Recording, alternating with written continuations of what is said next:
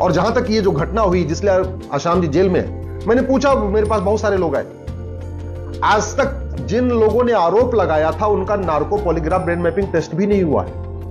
मतलब जो उन्होंने मुंह से आरोप लगाया, जो गवाही दिया, उसी गवाही के आधार पे ये सजा चल रही है। अरे कम से कम एक बार वेरीफाई कर लेते। ना कोई मेडिकल रिपोर्ट है और कोई चीजें है नहीं, केवल मौखिक गवाही के आधार पे लगातार मुकदमा चलता जा रहा है। और एक बेचारे आसाराम जी जिन्होंने पूरी जिंदगी घर वापसी कराई, पूरी जिंदगी उन्होंने आदिवासियों के एरिया में जा जाके मिशनरियों को रोका, धर्मांतरण रोका, घुसपैठ को रोका, जो कन्वर्ट हो गए थे उनकी घर वापसी कराई, उनको यह दंड मिल रहा है, उनको इतनी सजा मिल रही है।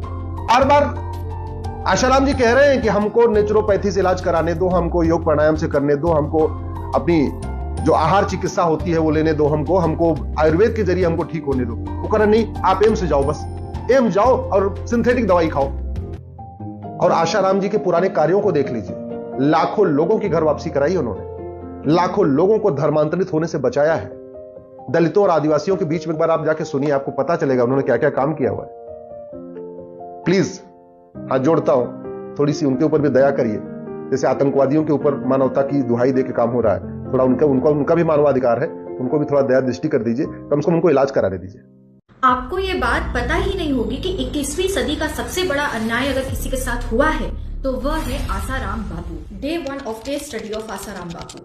हम बड़ी आसानी से कह देते हैं धर्मो रक्षति रक्षितः, लेकिन जब बात संत समाज की आती है तो क्या उनको न्याय दिलाना धर्म की रक्षा करना नहीं है? क्या संत परंपरा और सनातन धर्म अलग है? लेकिन उससे भी अहम सवाल कि क्या आसाराम बापू निर्दोष हैं? आपको तो ये भी नहीं पता होगा कि रिसेंटली कोर्ट ने उनको लेकर क्या स्टेटमेंट दिया है। कोर्ट ने उनके आयुर्वेदिक हेल्थ ट्रीटमेंट की अर्जी को खारिज करते हुए ये कहा है कि आसाराम बापू की तो इतनी सारी फैन फॉलोइंग है और हम उन्हें बाहर इलाज करने के लिए नहीं भेज सकते, इससे प्रशासन को दिक्कत होगी। लेकिन जब बात संजय दत्त की आती है, राज कुंद्रा की आती है, तो उनको दुनिया भर की बेल मिल जाती है। क्या अभी भी आपको कुछ सस्पिशियस नहीं लगता है? ये बात मुझे आप कमेंट सेक्शन में बताओ। या फिर मैं ऐसा कहूँ कि शायद संत समाज के लिए कोई न्याय नीति है ही नहीं जो 11 से अधिक वर्षों से कारागृह में बंद निर्दोष आसाराम बापू जी को राहत दिला सके।